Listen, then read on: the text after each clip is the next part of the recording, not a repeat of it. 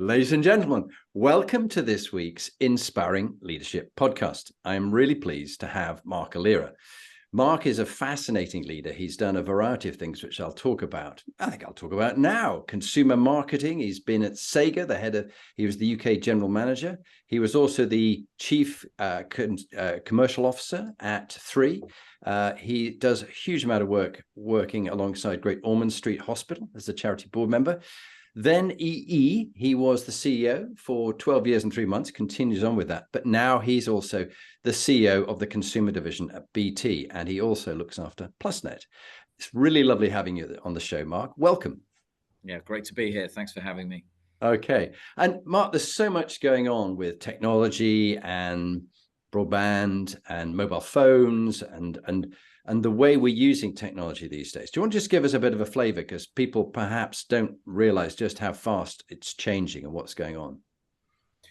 Yeah, I think it is one of the most fascinating sectors to be in. At a network provider such as ours, we get to see everything, all the latest devices, all of the latest technology that's coming over the hill from all of our partners, services and content as well. So we get to see the future, but we also have the really important job of serving the 25 million customers that we have up and down the UK. Pretty much every other household in the UK has a connection of some description with us, whether it's mobile, broadband, TV or sport. So we've got an incredibly important job to do in keeping them connected today, but also thinking about the role of the network of the future. And as we've seen this explosion of data growth and how much we're all using devices that connect to the internet, there's going to be loads more devices and so much more data powered by AI and new services that we haven't even thought about yet coming over the hill. We have to be ready for that. And that's a big part of the job that I have to think about and make sure my team's ready for as well. No, I mean, I think it's going to be crucial to the British economy and the part that you play in the rollout of broadband. Vital. Do you want to just say a bit about that, for example, and fiber? Yeah, I mean, BT Group is an enormous company and an incredibly important one for the UK economy. We employ over 100,000 people. So we're a significant employer, one of the largest employers of apprentices, ex-service men and women as well, largely in our engineering teams. We've got a huge engineering team that are in Openreach that are rolling out the broadband network of the future. There's 30 million homes in the UK, and they've rolled out to 10 million already, and every year another 3 or 4 million homes will be rolled out with fiber optic broadband. And then we've got a nationwide mobile network, and everyone will know of EE, certainly in the UK, which has got 4G pretty much everywhere, and increasingly 5G will overtake 4G as the next technology. So there's an enormous level of capital expenditure going into the ground, powering the mobile and broadband networks of the future. About £5 billion a year is what we invest, one of the biggest investors in the country, significant employer, and an incredibly important role that we play in supporting millions of customers with an incredibly important connection for them to the internet now.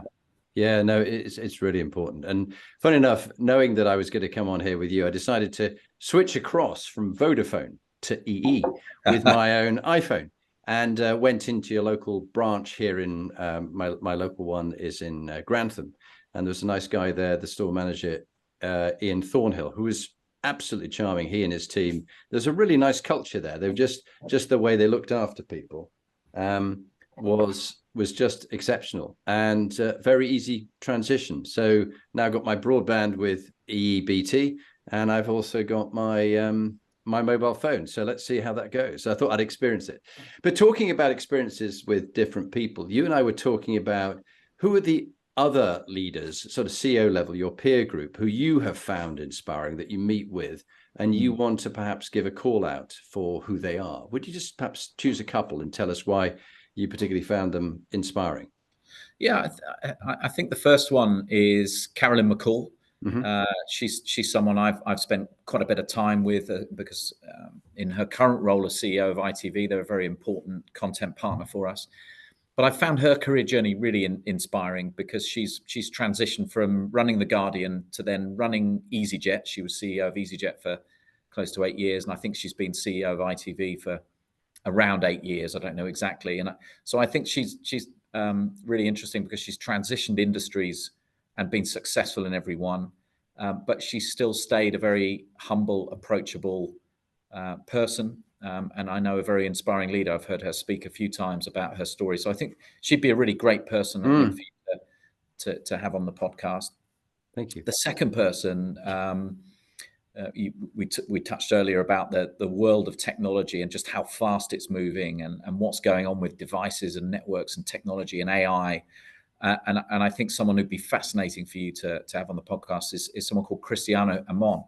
Now, he's the CEO of Qualcomm, and Qualcomm may not be that well known to people, but the devices they power are household names, from Samsung to Apple to pretty much any connected device. Their chips go in them, and they power them and make them faster and better. And increasingly, they're looking to bring AI and better connectivity to the semiconductor and chip world. And he's a fascinating CEO. He's global. He sees into the future like very few people, I think. But he's incredibly focused. He's an engineer by background, so he knows and understands how they make the things work. But he's a phenomenal leader, and he's a really inspiring person. So I don't know whether either of them would say yes to you, but I think they'd be great guests for you. Sounds fantastic, and that's exactly the kind of leaders that we love on the Inspiring Leadership podcast, because it's that combination of people who've got courage, but also they've got humility, and it's easy for people to have a lot of courage and be very pushy, but actually think they're God's gift. And we've come across a few politicians like that, both in Britain and America. We don't want more of that. There's a fascinating book called Revenge of Power by Moises Naam, in which he talks about the 3 Ps going on in our era of post-truth, where you cannot tell what is the truth because people are twisting it so much, and AI helps with sort of fake pictures and videos of people. Populism, which we're seeing massively all over the place, and polarization, which you only need to look at the Israeli-Palestinian war to see that just people are getting so polarized. And then, of course, you have state actors like Russia and China and Iran who play on that with cyber to exacerbate our views in feeding the social media and TikTok and everything else that get you thinking even more extreme. I don't know what your view is, because of course we've then got Taiwan where the chips are being made, and what happens if China grabs Taiwan. So your job isn't just about little England or Britain. It actually has ramifications of all sorts of global political issues going on. Any thoughts and comments you'd like to make, Mark? Well, I certainly agree with the populism point, and I think we really have lost the ability to have nuanced conversations and really listen to both sides. And of course, on a lot of the social media platforms, because they're all driven by algorithms, if you start engaging in a certain type of content that's either view A or view B, you're just going to get served more and more of the same views. And I think that's meaning that the world's population, the UK population, are seeing less and less of the other side's point of view, which is driving, I think, more and more divisiveness in society. It's reducing our capacity to have a nuanced, balanced discussion to hear and understand both sides, and from small issues to really big issues.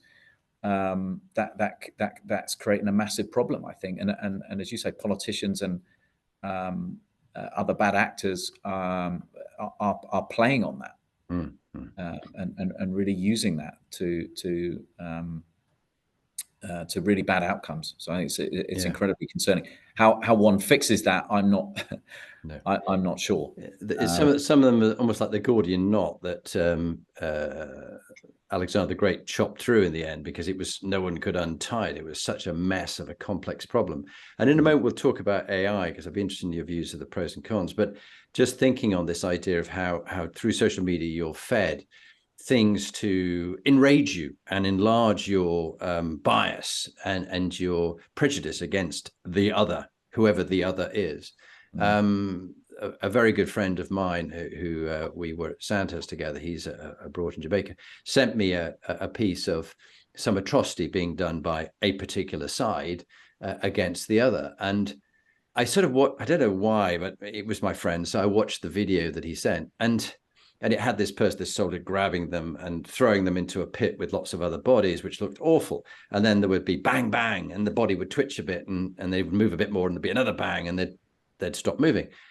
But then with my military background and in my time serving in Bosnia, I unfortunately came across mass graves where the Croats had actually murdered a number of Serbs in the Republika Srpska, where I was a company commander of 140 men with the Green Howards, Yorkshire Regiment. And when I saw the mass graves, they had a lot of bullet wounds in them. This film, there were no bullet wounds. There was nothing. It was just state actors playing the part to enrage another side. Not that anybody would want to belittle when the atrocities are actually done, but the problem is it feeds people's frenzy, and then they get enraged by it. And of course, that was my point I was going to come back to with you with AI, because of course BTEE, you're going to want to make massive use of AI, and it can be such a force for good. I use ChatGPT, even in just writing a few articles and things, just to help me, and then I'll change it a bit more. What are you seeing the pros and cons of AI, and how does it excite you for your own organization? Yeah, I think the exciting thing about AI is how it can help humans be more productive, free up time from the more manual administrative tasks. When we think about our customer-facing employees, like Ian in the Grantham store that served you, to our contact center teams, how AI already is removing some of the manual, more administrative tasks, so they can, our whole philosophy around how we think about customers is we want to be the most personal brand for them and treat them the way they want to be treated. And the more time we can free up for our humans to engage in really great conversations with customers, the better we're going to understand their needs and serve them.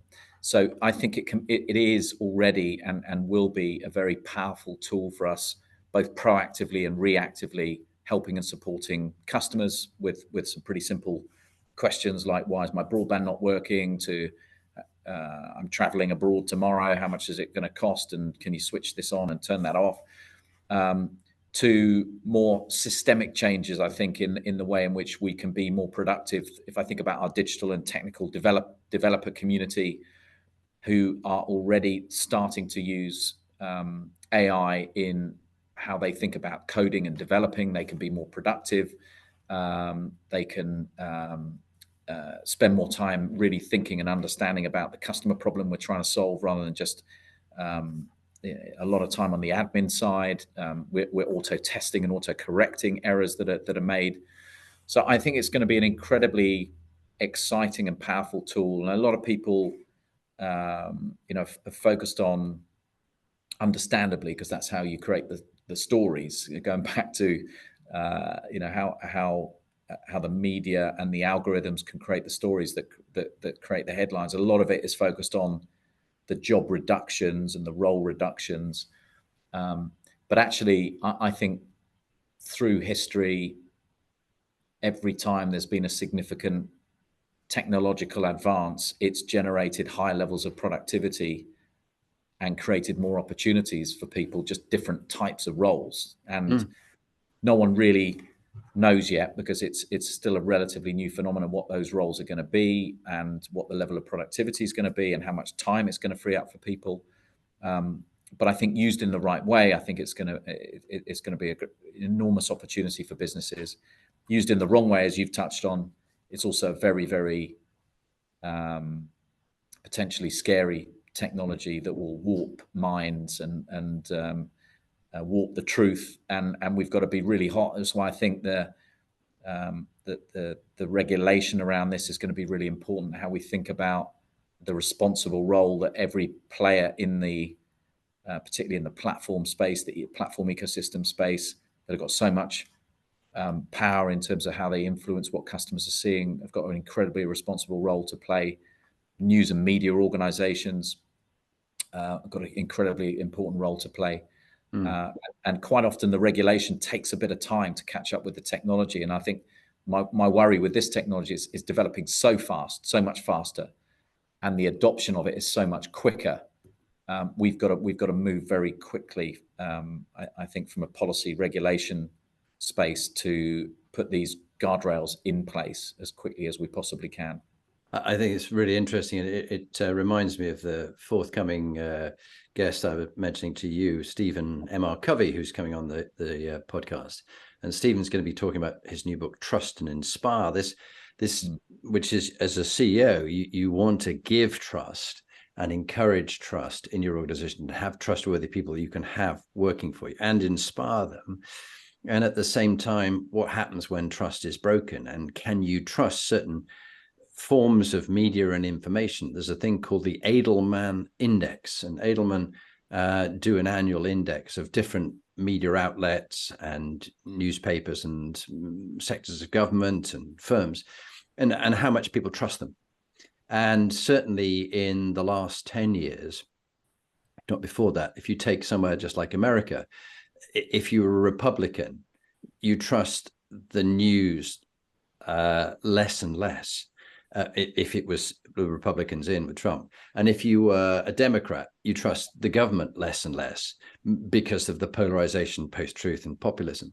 So Edelman Index is an interesting one to look at. But as we lose trust in what can we trust, who can we trust, I think a role like you as the CEO, where you've got to inspire and trust and give trust, it then brings it on to the other issue of working from home versus coming into the office. And if I got, £10 for every CEO I talk to who his HR department are besieged by the employees because they've asked them to come back to work, to the office, and they're up in revolt, I would be a multimillionaire by now. What do you see as this conundrum of, as a CEO, you want to have people back in the office some of the time so they can work together and collaborate, share ideas and innovate? Because during the pandemic, it worked really well. People went away and they were very, very productive because actually there was a fear of going on, but they could do something, and they threw a lot into work. But now the human tendency is to say, it's like, take life slightly easier and go and do the washing and go to the sports match and things. And then you'll somehow later in the day do it. And sometimes some people are taking the mickey out of it, whereas others don't. But do you punish everybody because a few don't? Do you start putting in spyware, as my friend in Lloyd's Bank is finding in his job, that his computer's now watching when he's logging on and logging off? He said, I used to do that in the bank 30 years ago. I'm now having to do it again because they're watching me. What do you deal with this problem about trust and working from home back in the office? You must have deliberated this one at length, I'm sure. Yeah, a very emotive topic, and I know one that everyone's wrestling with. I mean, I think, I would say certainly when I think about our company, I think we, everyone talks about how much more productive we were during the pandemic, and I would say we survived but didn't thrive. We coped. We coped well as a company. I think we coped well as human beings generally in getting on with as much as we possibly could have done in as normal way as we possibly could have done under very challenging circumstances. But I think now we've got data that helps us see whether, the gut feel that I have, and I've had for some time, is we haven't been as productive.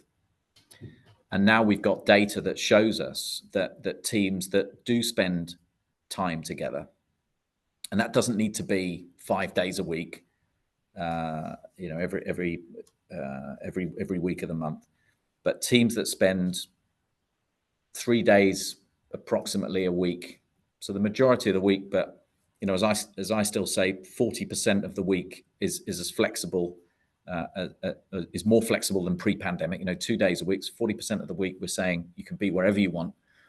But teams that spend 3 days together are more engaged, more productive, more inspired, better leaders, and better teams. And the data, I think, not just in our company, but I think in companies pretty much everywhere, is starting to inform the debate now. Whereas I think before it was opinions and emotion that was driving the conversation, because we didn't really have the data, and we didn't have the before and after. Now we got the before and after. So I'm a big believer in flexibility. I think it's incredibly important. It's important to anyone who has caring responsibilities, and we know the caring responsibilities disproportionately fall on women currently, for children certainly, but not exclusively. So anyone who's got caring responsibilities, down with children or up, as I call it, with parents, they need that flexibility.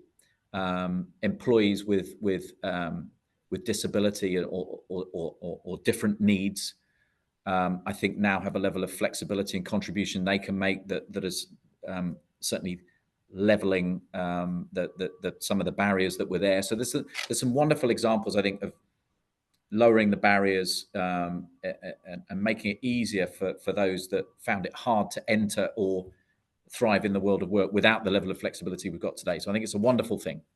And I think as a parent, if I think of, when I was, my children are all sort of teenagers now growing up, but the number of sports days or parents' evenings I missed or was late for, or dental appointments I was sort of hurtling in late and then trying to hurtle back to the office. And, you don't need to have that level of stress in your life anymore. I think it's wonderful. However, it's so important that people recognize that being in a company, if you're a sole trader, it's okay. But if you're in a company, which most people are, you're in a team, and the team could be 10, 100, 1,000, 10,000 or 100,000 in our case. And it's a team game. And what the team needs is your presence and your contribution a few days a week. And then if you do that, you'll be more effective, and the team will be more effective, and the company will be more effective. And so that's how I frame it. And I really worry. We've got a number of people that have either not come in at all this year or barely. And I worry about their sense of well-being. I worry about their future careers. I worry for young people that they're not learning enough by being in the office and surrounded by people. And I worry that even if they're in the office and other people aren't around them, they're not learning enough as well. Yeah. Yeah. So I think you've really brought up some very good points. I know someone who's 30. His arrangement, he's a software engineer, is he works from home. Most of the time he's in his pajamas, and he probably gets most of his stuff done by about 2 PM. Then he can game because he's got it all done. But he goes in perhaps once a month, and that's not really developing him at all. And I don't think it's particularly good, as you say, for his mental health. And one of the things I've found, which is commensurate with what you've just been saying, Mark, is that last week I was in Bonn with an offsite. The week before that, I was in Seattle with a CTO and his engineering team. They'd come from all over the world for a 3-day offsite, which I ran with them. Trust building, getting to know each other. And the level of performance of that team as they left the offsite was considerably higher than the disparate group of people who were working in countries from the Middle East to Poland and different parts, Nicaragua, Philippines. They all came together, and they really lifted them, and the trust was higher. Ideas that were generated, that sense of purpose was all there. So these coming together of teams are very important. One of the guys I had on right at the beginning of the pandemic, he for 5 years, 10 years before the pandemic, had never had an office optional, he called it. But he did always have big events where he brought everybody together. That was quite expensive, but they all came together for that. And then they rented certain offices where people came together because they needed to work together. So I think it's a great topic. But you talked there of the dental appointments, the family events. Let's talk a bit about you and the family. I'm always interested in what shaped my guests like you, in your life and your upbringing. I mean, you by anybody's standards are very successful. But who shaped you? Was it parents, grandparents, teachers? What was the in about 5 minutes, give us a bit of a life journey and what shaped you into the leader we meet today on the podcast? Yeah, I mean, I think lots of things have shaped me, and either consciously or subconsciously. I was born into a family that was in the, so my father was in the RAF Okay. Yeah. for the first 5 years of my life. So I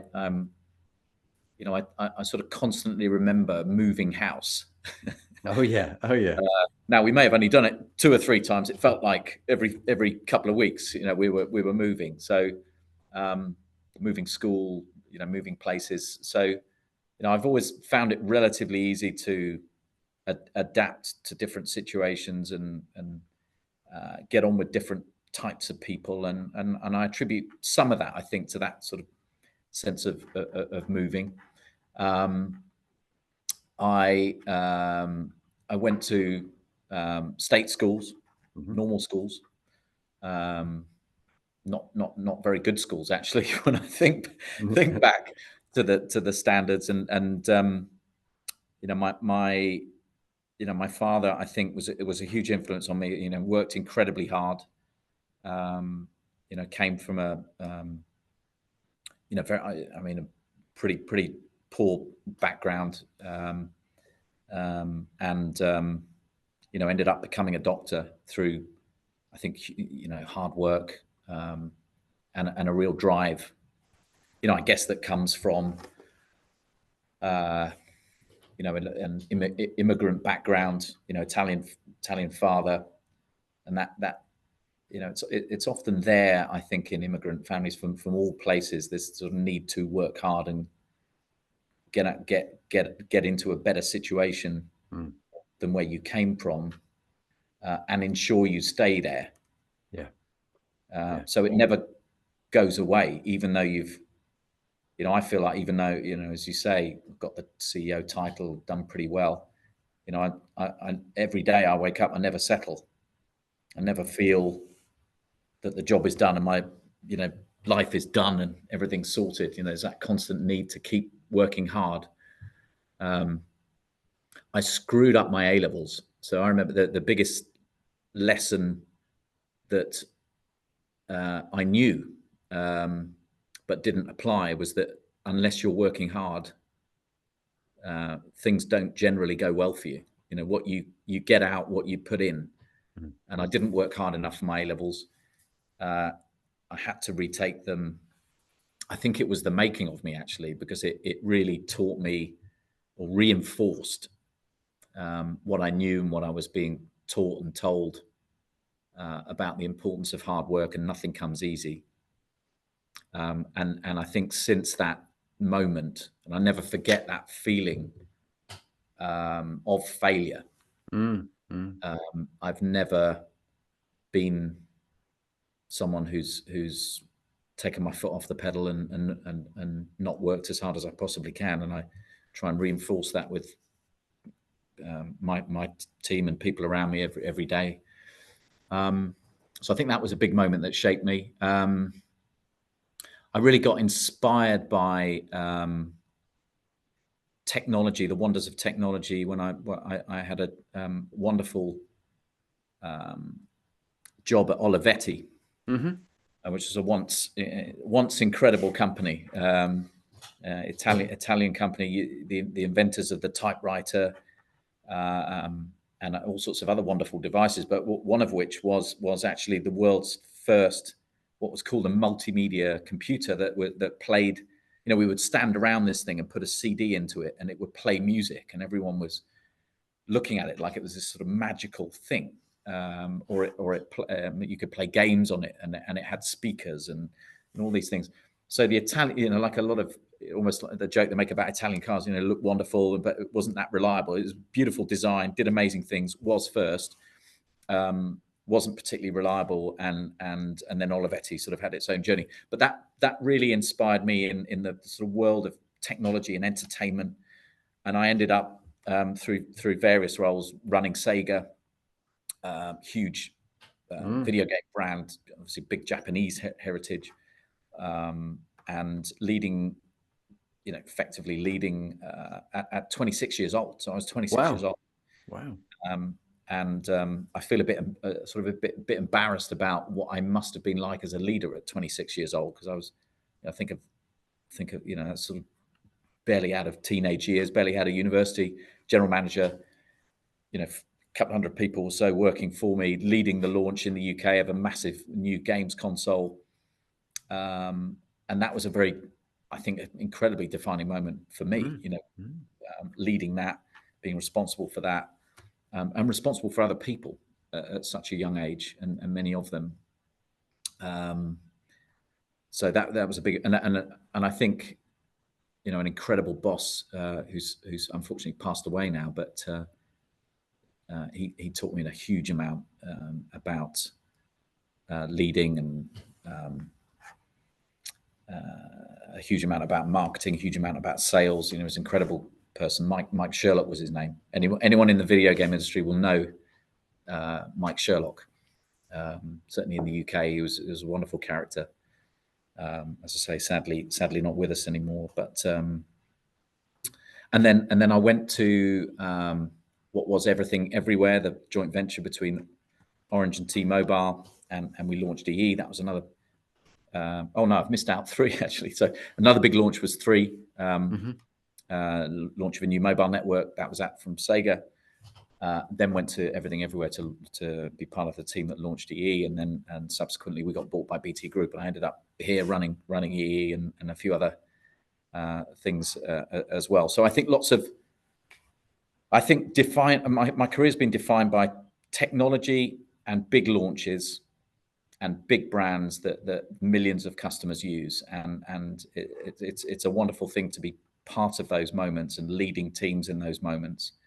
And working incredibly hard, but also being able to sit back on the night of a launch and sip a beer and say, "Wow, look at what we've done!" Brilliant. Well, what a great story! And I have a couple of questions supplementary that from listening to you. The first one is, really impressed by the drive that came from your Italian father and that kind of stuff. And there's always a lovely question for us all: how much is enough? And the second question, and I'm not going to ask you to explain your view on that, but the second question would be, how will you know when you have enough? And of course, people go, what do you mean by that? And it's whatever it means to you. But they are two quite profound thoughts. How much is enough?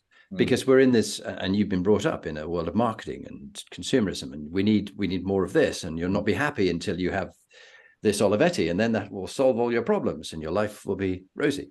But just like Steve Jobs used to constrain his children on whether they had devices and how long they could be on it, I'm wondering, are you now, having been brought up in the gaming world, do you have children? And if you do you encourage them all to game all night until 3 a.m, or do you put a bit of restrictions on them? What's your view on gaming now?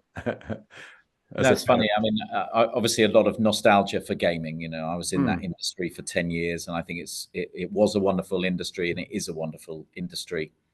And like anything that's good and fun, you can do too much of it at times. And there are great games, and there are games that probably need to be more responsible, I think, in the terms of the way they advertise and promote and so on. But I'll say one thing. I do remember in lockdown, my children are 15, 16 and 19 now.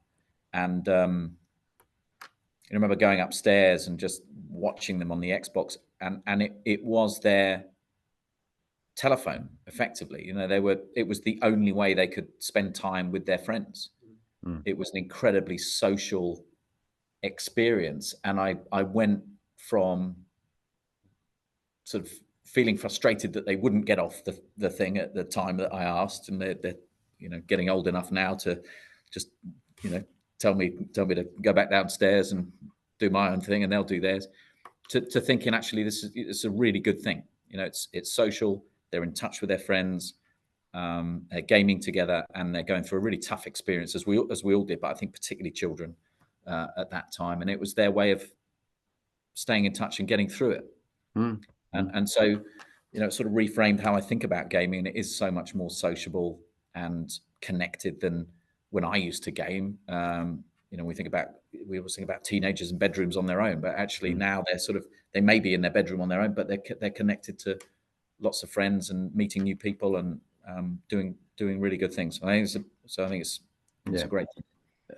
Really, I can see the pros and cons of it all. Funny enough, I'm looking outside at my Tesla, and it has Space Force on there, which they've stuck on. And I'm not a gamer, but just every time I finish the walk with the dog late at night, I'll just do a quick 5 minutes of one of the levels of Space Force, and it's highly addictive because it's sort of dopamine, endorphins, serotonin, all the feel-good factors, and you just want to go, and then just another one. Yeah. So I do understand. You talked about the pandemic being a really quite a tough time for so many people. I mean, obviously, we lost people who we knew died, and it was, jobs were turned around, and my own business, I had to reformat it. So I lost 80% of my revenue. I had to reformat, start all over again with a different kind of business model, which now is working very well. But at the time was tough. But thinking of dark moments, we learn a lot from our dark moments. And I just wonder, in your life, Mark, what is a dark moment, and what did it teach you? Yeah, I mean, I think there's plenty of work moments I can think of, but I always think they get put into real perspective by the really important dark moments, which I think help you. And everyone goes through them, so they give you resilience, they give you strength. I remember, I think that the hardest thing that I dealt with, that I have really clear memories of was my youngest son. He's my eldest son now. He was our son at 3 years old, and he had a really major heart operation that he had to go through. Happened at Great Ormond Street, so that's why I'm involved at Great Ormond Street. Very stressful time, and I think as a parent, you sort of, you have these expectations that you can fix everything, but of course you get to a moment like that, and of course you're completely helpless. So that was a very tough time. Finding out that he had, some quite big things that needed fixing. Spending time with the surgeon and the consultants to figure out what needed to be done. I think as a parent, feeling pretty helpless is a tough place to be. I remember this wonderful surgeon is an incredible Victor Sang was his name. I think he's one of the best hearts. So, we were lucky as well. So we went to a great hospital in Great Ormond Street. If your child's ill, you want to go to a great hospital. Not everyone has the ability to do that. So I again recognize we're lucky. But I remember he said something that's always stuck with me, which was, it's time for me to share the burden now, not you. It's on me. It's a very powerful thing that he said. Remember sitting in the hospital when they were drawing sort of black lines, almost like in a Sharpie marker pen on where they were going to cut him. All that kind of. These are very visceral memories. Tough time, and then of course he had his operation. Then he ends up in intensive care, and spending the nights on intensive care, and he was okay and really dealt with well, but some other parents less fortunate. And just to witness death that closely, and be that close to it yourself, these are moments you don't forget. No, I'm really sorry that you and your wife had to go through that, and your son. And how is he now? He's great now. So I feel almost guilty talking about it, because he's fine. You wouldn't know. He's in great shape. But I always think back to it just makes you appreciate, how fragile life is when you see other people be less fortunate. Um, you also appreciate all the medical staff and everyone who helped, and all these wonderful people, not paid enough and not treated well enough, I think, in our society. No. Looking after the most precious people in your life, it's a very visceral thing. You're so right, and it resonates strongly with me. My brother Graham was president of British Plastic Surgeons, and often had to do reconstructive surgery after people had cancers removed, and to try and make them look as normal as possible. And the difference he made to people's lives was transformational. It changed their lives for the better when they had been almost dying or whatever. And for me, I went recently, I had to have a surgery procedure in a hospital, and I went to a hospital that my brother had worked at. And I was actually close to crying, because they were so complimentary about my brother and what he'd done for them. And they were so upset that he had been attacked by a psychopath who tried to murder him. And he's recovered from that, but the court case is still waiting on to go ahead. But it was all in all the newspapers, national newspapers. But the love that they had for my brother, for the surgery that he did, but also as a surgeon, he has real emotional intelligence and compassion and care for other people, which some of them are very, very clever, but they're not so good at connecting on the human side. And they'll be rather blunt with the news they'll deliver to you, whatever. Graham has always had a skill at that, and he's had people to stay from Syria and Argentina and all these different doctors from other countries. He's had them to stay. So I do think we remember those, and I'm really sorry that you had to go through that. And we do learn a lot from those dark moments, and so great that your son was the lucky one. And as you say, we count our blessings every day. It could be our last one, so make the most of what we have. Thinking about when you were younger, the young Mark, there at 26, you were the general manager of Sega. But what about when you were 17 or 18? What you know now, if you went in the DeLorean back to the future, met yourself, you'd say, hey, Mark, don't worry about that. That doesn't matter at all. This is really important. What would you say? And it's relevant for people listening who've got children the same age as you now. Yeah, it's a tricky one, because you sort of, I feel like I wouldn't want to influence my life too much at that moment. Yeah. Because it sort of links to, would you have? I suppose it's, would you have changed anything, or? And I don't think there's a lot. I think about changing. As I said, even I could have said to myself, "You'll work harder for your A levels," but then I wouldn't necessarily be doing what I do today. So I would say that the things that I would want to keep reinforcing, the importance of hard work. I think it's a really, really important thing. The importance of, I think, I always say to people, interview your boss as much as they're interviewing you. Because, and the reason I say that, I think of 4 or 5 bosses that I've had, and I've just been incredibly lucky, or drawn to them, or both. They have had a massive influence on my career, my sense of confidence, my sense of well-being, the sense of ambition that I've had, and how much I've learned from them. My first boss, Marcello, Mike Sherlock, I've mentioned at Sega, Olaf Swanty, an incredible leader, Philip, my current boss, Gavin Patterson.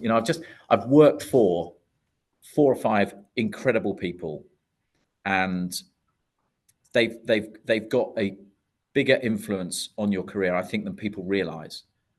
And I meet so many people, particularly in a big company like ours, where they're worried about job title or grade or this kind of thing. And actually, what's more important is the person you're working forum with, the team you're in, and the work you're doing, and that's what really matters. And so I would say, make sure you work for these people, because things have turned out well.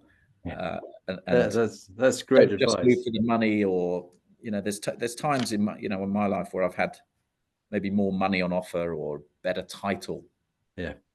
but the situation and the job is way more important. The opportunity to go and launch a new games console, or launch a new mobile network, or rebrand a national institution like we're doing with BT. These are great things, and I think more important than title or money and those kind of things.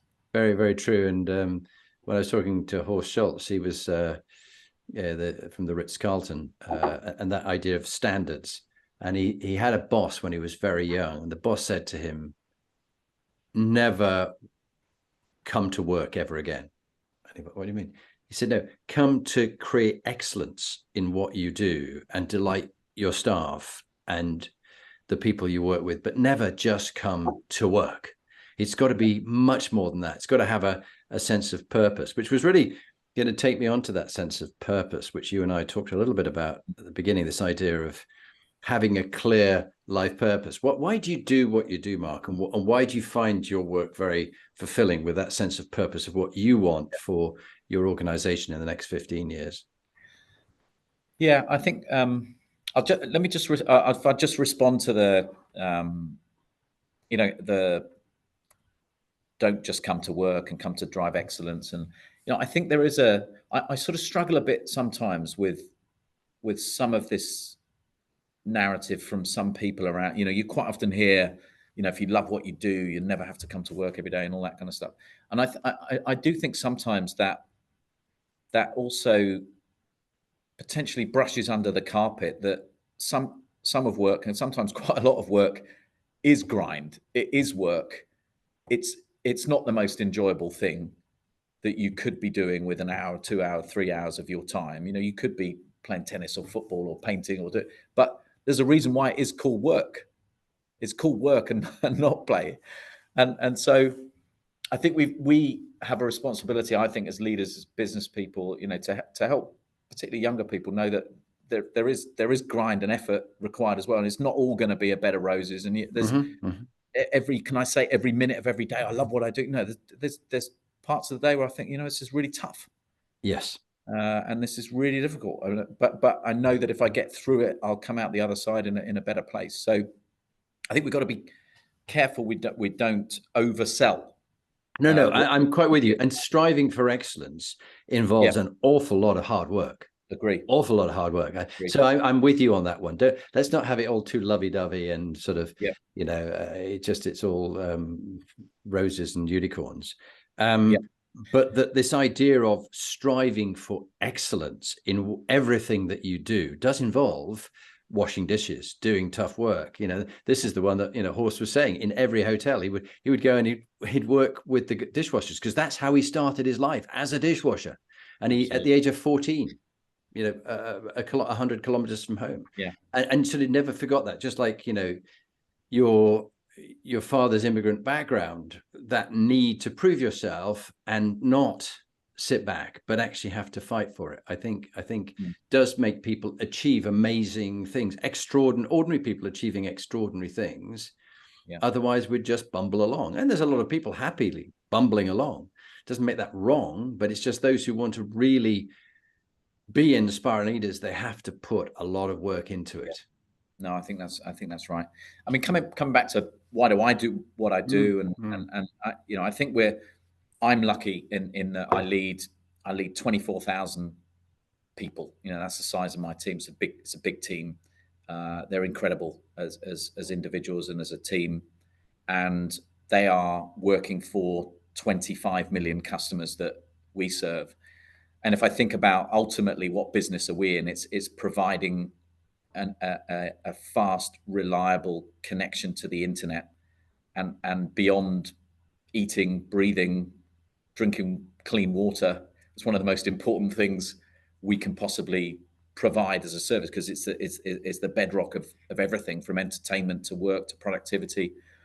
So to have a that number of customers. You know, I know when I walk into a pub or a restaurant or wherever I am, and I look at every other person in there is one of our customers, and being able to think that every day I've done and we've done the best we possibly can do for them is what drives me. And of course, it's never done. You know, our service will never be perfect. We will always, with 25 million customers and a service that's used 15 hours a day, we will always get something wrong that we will want to fix and change and develop.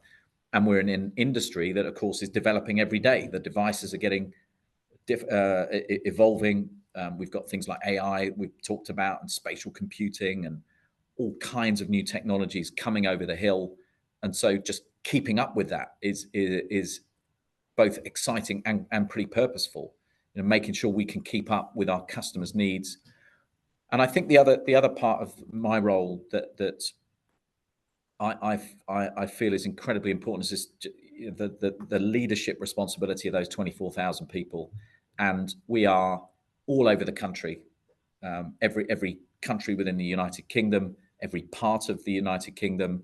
In some communities and towns we are the biggest employer by some distance.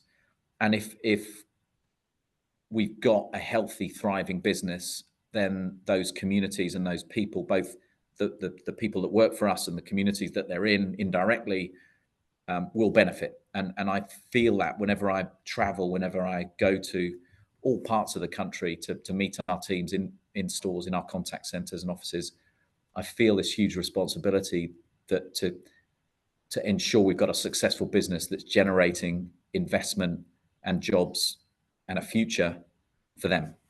Fantastic. Well, it's lovely to have that sense of purpose, and I think when you know you're part of something bigger, it gets you up in the day. You know, it's more than just a grind. To be part of something that's going to make a difference to the country, to your community, and the like. And then just talking about teams, because we're almost sadly at the end. We're just in the last few minutes of our session today. But executive teams, you've worked with many different teams in all those different organizations that you've talked about and that I mentioned at the very beginning. How do you obviously built high performing teams, but how do you turn around a toxic team into a high performing team when maybe somebody in the team is toxic or the team's just not performing? What's been your recipe for turning around a team or an individual? Yeah, I mean, I sort of feel like I'm relatively fortunate in a sense. I don't think I'd describe any individuals as toxic, but perhaps some challenging situations and certainly a feeling or outcomes that made me feel the need to drive change. And I think I'm sure there's nobody who comes on your podcast who doesn't wish that they would have made changes sooner.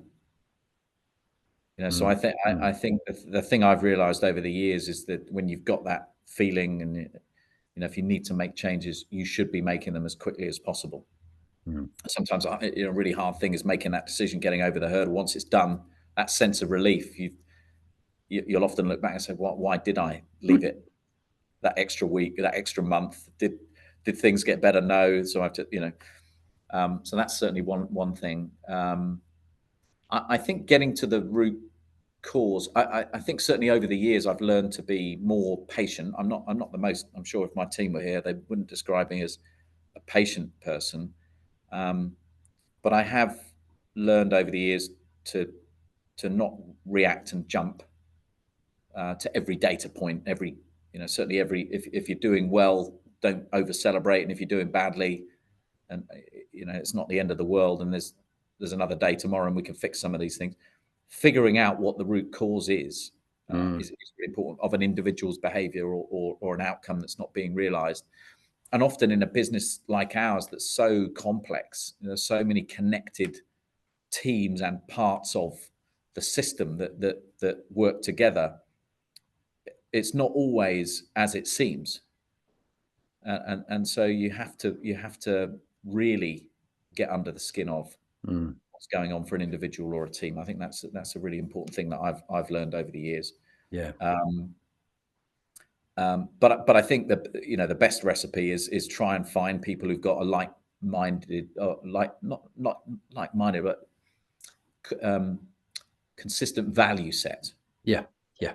If you've got consistent value set and consistent ways of working and a level of ambition, I think that's a good starting point.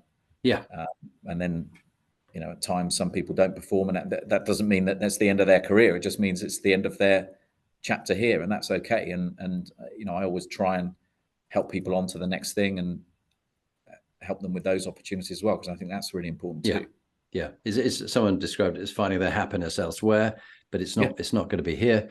And one of the CEOs I worked with, who was a great mentor to me, he said, with a particular person it just wasn't a good fit. It wasn't working out well. And he said, what is it you know now about them?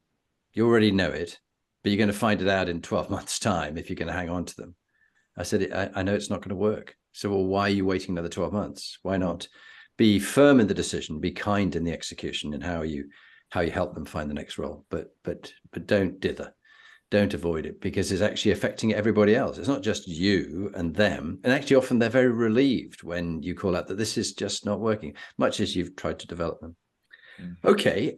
Before we do the final 2-minute top leadership tip from you to everybody listening, how about a leadership book that you've read recently that you'd recommend to help people be more inspiring leaders? What would you call out as a good book to read? I think a great book I read relatively recently, Principles, from Ray Dalio, who I think is a really inspiring person anyway. His views on, he's written other books, brilliant books about the patterns of history and how they impact the economic cycle. He's a great speaker. He's been on various podcast interviews. I think he's wonderful. But he's written this book, which I think will be quite polarizing for some people, because some people will look at it and say, wow, there's no way I could run my company that way. Completely meritocratic, principle-based decision-making, where he talks about even him as running the company could be challenged by anyone. And you've got this sort of equivalent of top trump cards about people, where you would have a score on, expertise A and behaviors B, and, areas of influence. And you would, depending on the challenge and the situation, you would try and bring the best players around. And, it's a very transparent, quite uncomfortable way of doing things. But I thought there was a lot in there that was really, really interesting. Yeah. I'm completely with you on that. I loved it. And also think there's one of his versions which talk about the rise of China and how it becoming the reserve currency, not America. I think it's very interesting. Great. Yeah. Well, Marc, terrifying. That terrifying. Yes. You're basically seeing the cycle of history repeating itself. British to US to China. And exactly. Sort of what next? and unfortunately, probably wars on a big scale. But we're often actually at war, but it's just hybrid warfare and cyber warfare. We don't think it's warfare, but it's going on all the time. From a little skyscraper in St. Petersburg as they try and crash down EEBT, as you know. Finally, your 2-minute top leadership tip. So, Marc, if you just briefly introduce yourself, say who you are by name, introduce yourself, and give your 2-minute top leadership tip. This will be part of this podcast, but also a clip in its own right as a teaser before your podcast goes on the next day. So please introduce yourself and give us your top tip.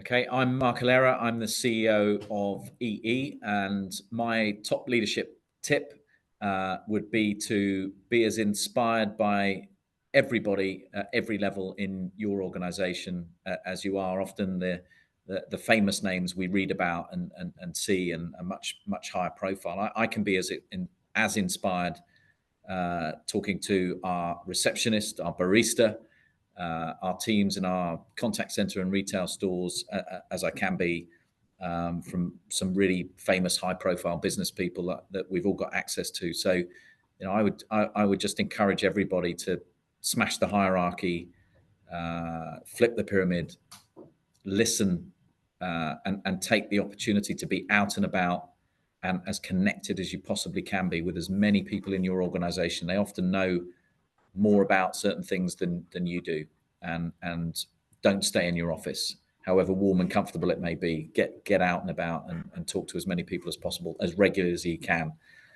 That's the thing that I do to stay close to our people and our customers.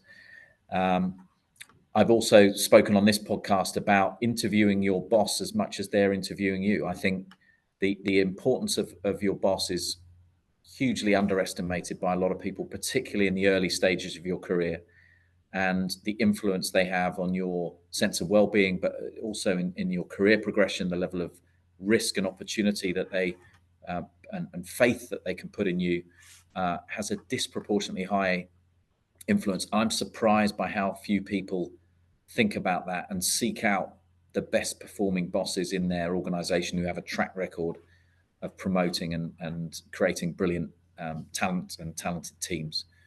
So they would be my top tips. Thank you.